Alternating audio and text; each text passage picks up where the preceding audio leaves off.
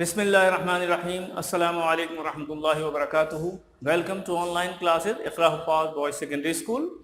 अज़ीज़ तलबा, आज हम आपके सामने जो टॉपिक पेश कर रहे हैं उसका नाम है फ्रिक्शन। यकीनन आपने फ्रिक्शन के बारे में पहले भी पढ़ रखा है। पिछली क्लासेस में आपने पढ़ा है कि फ्रिक्शन क्या होती है। फ्रिक्शन दरअसल दो सरफेसेस के दरमियान एक सेल्फ एडजस्टिंग फोर्स का नाम है जो खुद ब खुद क्रिएट होती है, और जब भी दो सरफेसेस आपस में इन कांटेक्ट आती हैं, उन दोनों सरफेसेस के दरमियान में एक फोर्स क्रिएट हो जाती है जिसका अंदाज़ा उस वक्त होता है जब हम एक बॉडी को यानी एक ऑब्जेक्ट को दूसरे के ऊपर स्लाइड करते हैं या रोल करते हैं या मोशन में लाने की कोशिश करते हैं, मूव कराने की कोशिश करते हैं। उस वक्त हमें अंदाज़ा होता है कि ये फ्रिक्शन कितनी ज़्यादा या कितनी कम है दोनों सरफेसेस के दरमियान में। देखिए, ये एक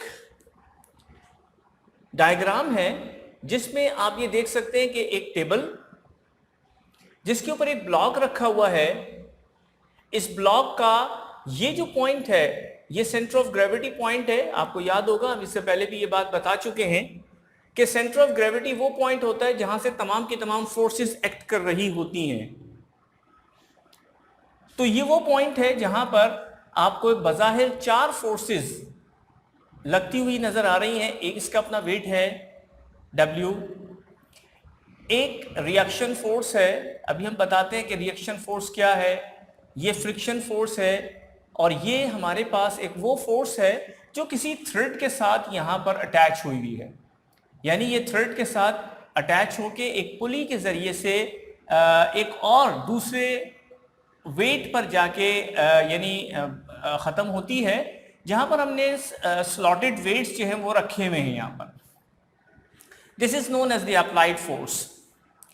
अच्छा, अब अगर फर्ज कर लीजिए कि ये ब्लॉक वेट में ज़्यादा है और ये जो अप्लाइड फोर्सेस हैं, ये अप्लाइड फोर्स है, ये स्लॉटेड वेट्स हैं, अगर ये कम हो तो क्या ये स्लाइड करेगा? डेफिनेटली जवाब इसका नफी में है, नहीं करेगा।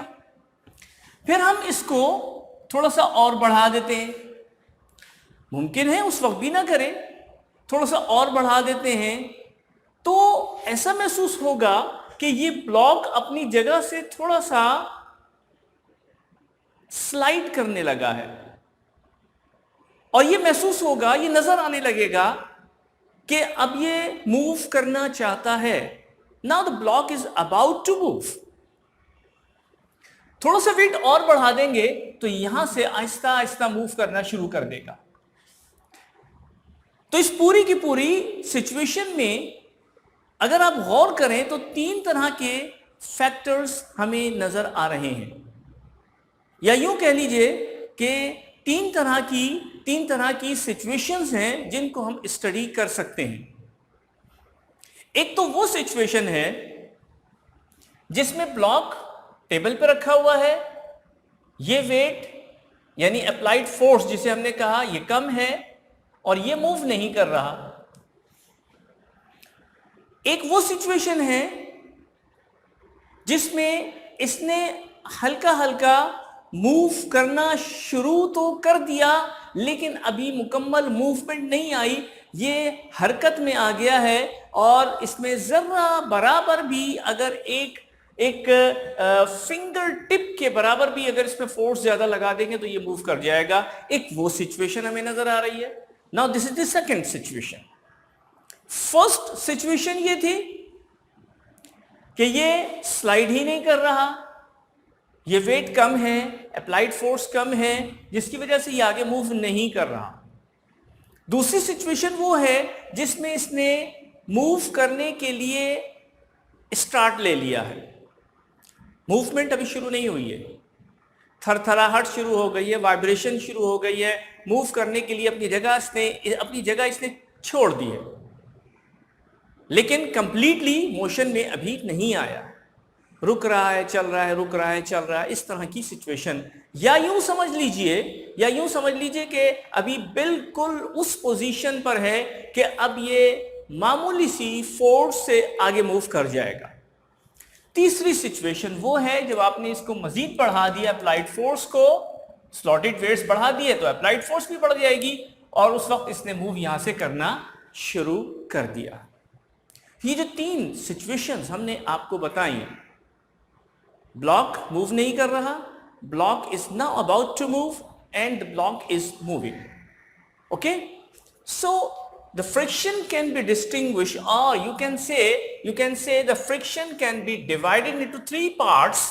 Number one is static friction. Static friction वो टाइप है फ्रिक्शन की जिसमें आप फोर्स अप्लाई करते हैं लेकिन ब्लॉक मूव नहीं कर रहा, स्टैटिक कंडीशन में है, स्टॉप है, स्टेशनरी फॉर्म में है, इसलिए इसको स्टैटिक फ्रिक्शन कहा जाता है।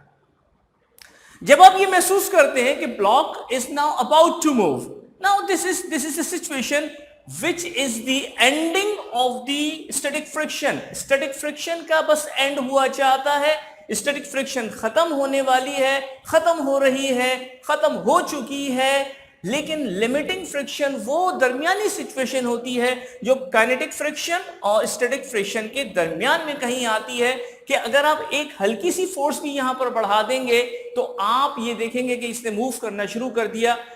This middle situation is known as limiting friction, जिसको हमने कहा कि now the block is about to move. This is the limiting friction. और थर्ड सिचुएशन वो होती है जब इसने मूव करना शुरू कर दिया, इसको कहते हैं काइनेटिक फ्रिक्शन। ठीक हो गया? यहां तक आपकी बात समझ में आ गई। अब सवाल ये पैदा होता है कि ये फ्रिक्शन कहां पर पैदा हो रही है। आप देख सकते हैं कि ये यहां पे ये ब्लॉक है और ये सरफेस है टेबल की, लेकिन इसके दरमियान में भी कहीं ऐसे ग्रूव्स मौजूद होते हैं जिनके अंदर जो एक दूसरे के साथ ऐसे ब्लॉकेज पैदा कर देते हैं।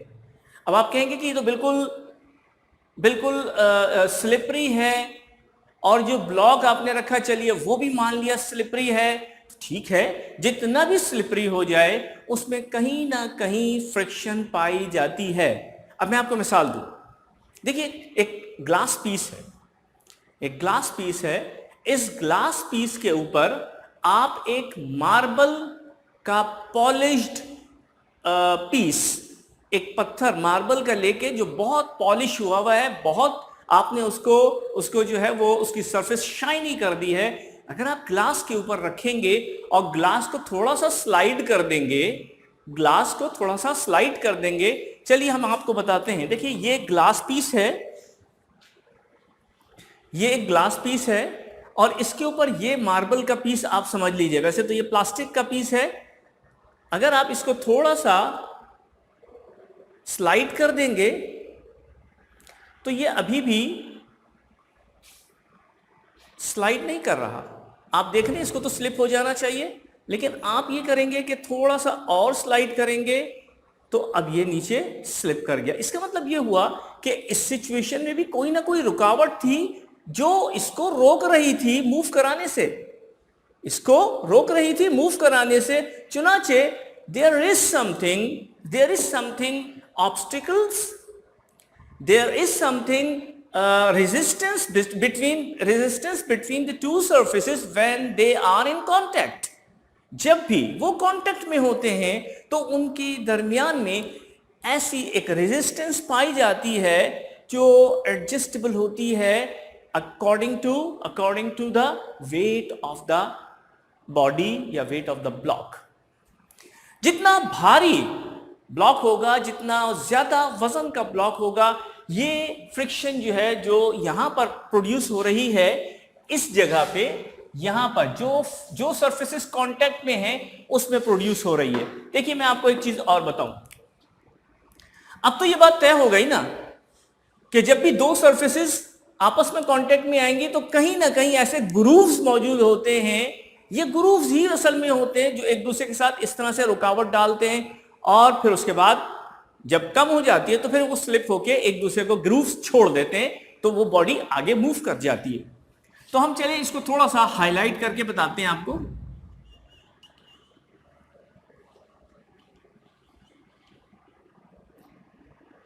देखिए ये जो यहां से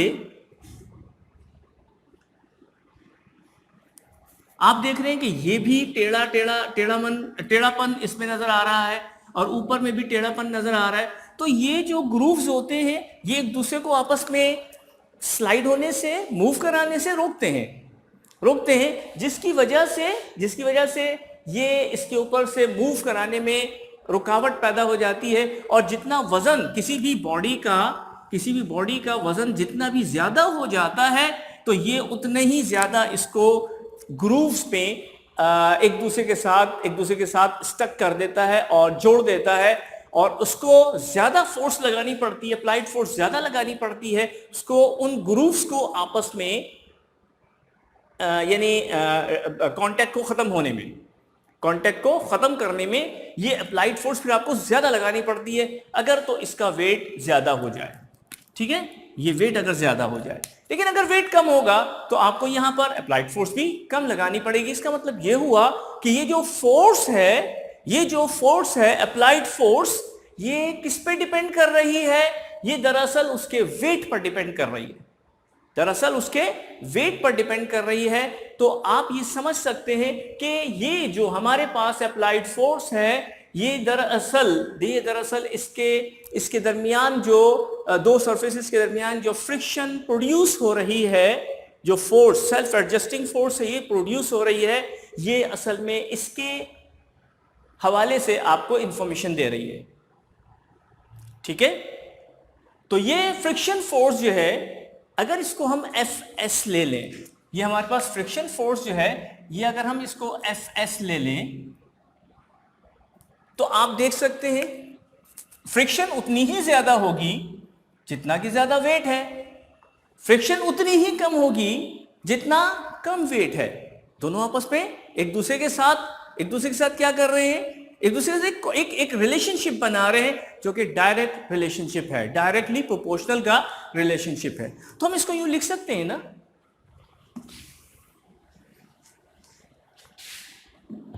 कि Fs is directly proportional to W. Fs is directly proportional to W. W is the weight of the block. Fs is the producing friction force. Friction को फ्रिक्शन फोर्स भी कह सकते हैं, खाली फ्रिक्शन भी कह सकते हैं। तो दिस फ्रिक्शन फोर्स और friction is directly proportional to the weight of the body. कम वेट होगा तो फ्रिक्शन भी कम होगी और ज्यादा वेट होगा तो फ्रिक्शन भी ज्यादा हो जाएगी। अच्छा, अब यहां पे अगर हम इस प्रोपोर्शन के साइन को खत्म करें तो हमें पता है कि हमें दो चीजें यहां पर पुट करनी पड़ती हैं, एक इक्वल का साइन और एक कोई कांस्टेंट वैल्यू। तो Fs equals to mu W। ये म्यू क्या चीज है? Where mu is basically the coefficient of friction. This is the constant of proportionality. Constant of proportionality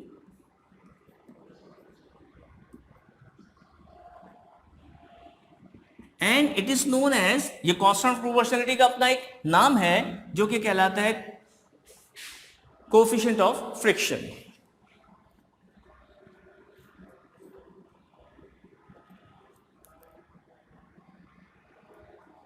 coefficient of friction mu. ठीक है, अच्छा अब यहां पे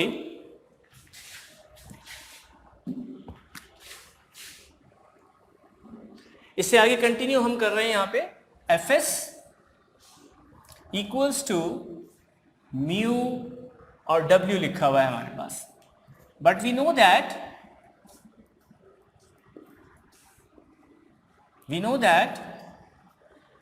W इक्वल्स टू mg। अच्छा, W is equal to mg तो होता ही है, लेकिन आप ये देख रहे हैं कि ये W और ये R एक यहां नजर आ रहा है आपको, W और ये R रिएक्शन आपको नजर आ रहा है। आपको पता है कि Newton third law of motion क्या कहता है? Newton third law of motion ये कहता है कि when there is an action it must be a reaction over there. जब भी एक्शन होगा उसके अगेंस्ट एक रिएक्शन होगा जो क्वांटिटी वाइज मैग्नीट्यूड वाइज दोनों सेम होंगे लेकिन डायरेक्शन में दोनों अपोजिट होंगे। तो आप देख सकते हैं कि W की डायरेक्शन यानी वेट की डायरेक्शन तो डाउनवर्ड हो गई, लेकिन यहां से जो रिएक्शन ऊपर जा रहा है वो इसके बिल्कुल अगेंस्ट है, opposite to the weight of the block है। तो इसका मतलब यह होता है कि ये W और R आपस में बराबर हैं। ऑफ कोर्स W mg के इक्वल होता है मान लिया, लेकिन यहां पे W R के बराबर भी है जो कि रिएक्शन फोर्स है। रिएक्शन कौन लगा रहा है? आपको पता है कि ये दो सरफेसेस हैं। ये जो ऊपर वाली सरफेस है ये नीचे की तरफ एक्ट कर रही है, दैट इज W, और जो नीचे की सरफेस है ये ऊपर की तरफ एक्ट कर रही है, दैट इज R। ठीक है, तो ये दोनों फोर्सेस एक दूसरे के साथ ऑपोजिटली वर्क करती है साइमल्टेनियसली एक साथ होगा ये सारा काम।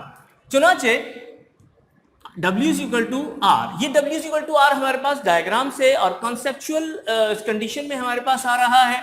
Therefore Fs equals to mu W mu R, ये हमारे पास वैल्यू बनती है किसकी? ये एक मैथमेटिकल रिलेशनशिप है जो फ्रिक्शन के हवाले से हमारे सामने आ रहा है कि Fs हमेशा म्यू R के इक्वल होगा। Fs हमेशा म्यू R के इक्वल होगा। अब हम जरा थोड़ा सा म्यू को अगर डिफाइन करें, हमने कहा कि म्यू जो है वो क्या है? कोफिशिएंट ऑफ फ्रिक्शन है। कोफिशिएंट ऑफ एक नई क्वांटिटी हमारे पास फिजिकल क्वांटिटी सामने आ रही है, इसको थोड़ा सा देख लेते हैं।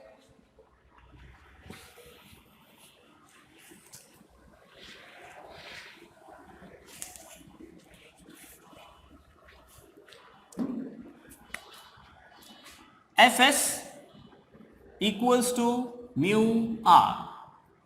अगर हम म्यू की वैल्यू निकालें एक तरफ करें तो ये बनता है Fs, यानी क्रॉस मल्टीप्लाई कर रहे हैं हम, Fs upon R is equal to mu. ठीक है, अब ये Fs क्या चीज है? This is the force. R क्या चीज है? This is also reaction force.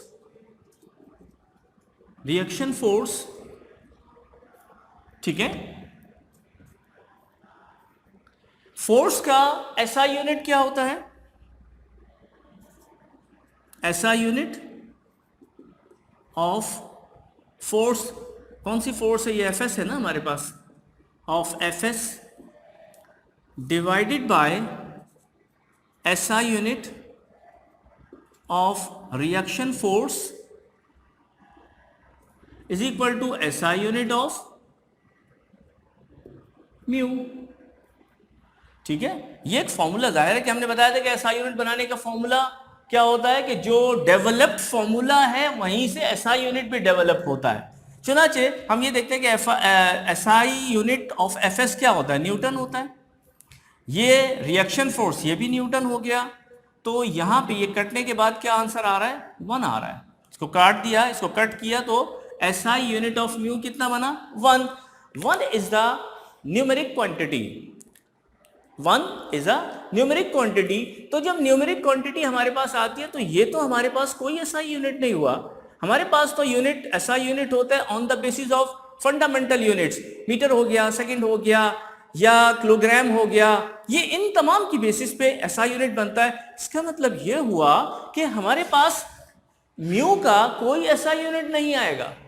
So this is independent of the SI unit, इसका कोई SI यूनिट नहीं है। आपके फिजिक्स की बुक में ये पहली क्वांटिटी आपके सामने आई है जो फिजिकल क्वांटिटी होने के बावजूद भी अपना कोई SI यूनिट नहीं रखती। तो एक बात जहन में रखिए, बल्कि यहां से कंक्लूजन हमारे सामने आता है कि अगर किसी का SI यूनिट जब हम डेवलप कर रहे हो और उस वक्त हम ये देखें कि ऊपर की न्यूमरेटर की क्वांटिटी और डिनोमिनेटर की क्वांटिटी कट जाती है और आंसर 1 आता है, तो उस वक्त उसका SI यूनिट डेवलप नहीं होगा, उसका SI यूनिट होगा ही नहीं हमारे पास। ठीक है, तो इस तरह से हम यहां पर ये लिख सकते हैं कि there is no SI unit of mu. ठीक है, अच्छा अब ये म्यू डिपेंड किस पे करता है? म्यू डिपेंड किसके ऊपर करता है? म्यू मैंने आपको बताया कि ये म्यू जो है ना, ये डिपेंड करता है बेसिकली इस डब्ल्यू पर। वजह उसकी क्या है कि एफ एस खुद डब्ल्यू पे डिपेंड कर रहा है। एफ एस खुद डब्ल्यू पे डिपेंड कर रहा है, जितना डब्ल्यू ज्यादा होगा एफ एस भी उतना ही ज्यादा होगा। तो याद रखिएगा कि एफ एस और डब्ल्यू, बल्कि यहां से आप देखें कि एफ एस अपॉन आर जो हमने लिखा है, आर मीन्स डब्ल्यू, जहन में रखिएगा कि आर और डब्ल्यू एक ही चीजें हैं। यानी मैं इसको यूं लिख सकता हूं कि mu is equal to F S upon W. यहां से देख के लिखा जा सकता है, एफ एस की म्यू की value F S upon W आ सकती है ना। तो ये जो एफ एस है, अगर ये ज्यादा हो जाए और डब्ल्यू कम हो जाए तो म्यू की वैल्यू 1 से ग्रेटर हो जाएगी, और अगर डब्ल्यू ज्यादा हो जाए और एफ एस कम हो जाए तो म्यू की वैल्यू कम हो जाएगी। चुनाचे ये जो म्यू डिपेंड कर रहा है किसके ऊपर, इस डब्ल्यू के ऊपर डिपेंड कर रहा है। W is the weight of the body। तो हम इसको कंक्लूड यूं करते हैं कि the friction force is a self adjusting force. It is produced when two bodies और two surfaces are in contact. Fs यानी फ्रिक्शन फोर्स जो है वो वेट ऑफ द ब्लॉक, जो ऊपर वाली सरफेस होती है उसके वेट के ऊपर डिपेंड करता है, और इसका जो कोफिशिएंट ऑफ फ्रिक्शन है वो भी W के ऊपर डिपेंड करता है। वेट ज्यादा होगा तो कोफिशिएंट ऑफ फ्रिक्शन कम हो जाएगा, और अगर वेट कम होगा तो कोफिशिएंट ऑफ फ्रिक्शन ज्यादा हो जाएगा। देखिए ये डायरेक्ट प्रोपोर्शन नहीं हो रहा, ये इनवर्स प्रोपोर्शन हो रहा है। जहन में रखिएगा चूंकि हमारे पास यहां पे ये न्यूमरेटर है और ये डिनोमिनेटर है, तो वेट ज्यादा करेंगे तो म्यू की वैल्यू कम हो जाएगी, वेट कम करेंगे तो म्यू की वैल्यू ज्यादा हो जाएगी। इंशाल्लाह इसके नोट्स आपको जब मिल जाएंगे तो आप इसमें से इसको तैयार कर लीजिएगा। आपको इंशाल्लाह इसी टॉपिक के कंटिन्यूशन में इंशाल्लाह फिर दोबारा आपके पास हाजिर होंगे। उस वक्त के लिए इजाज़त। अस्सलाम वालेकुम व रहमतुल्लाहि व बरकातहू।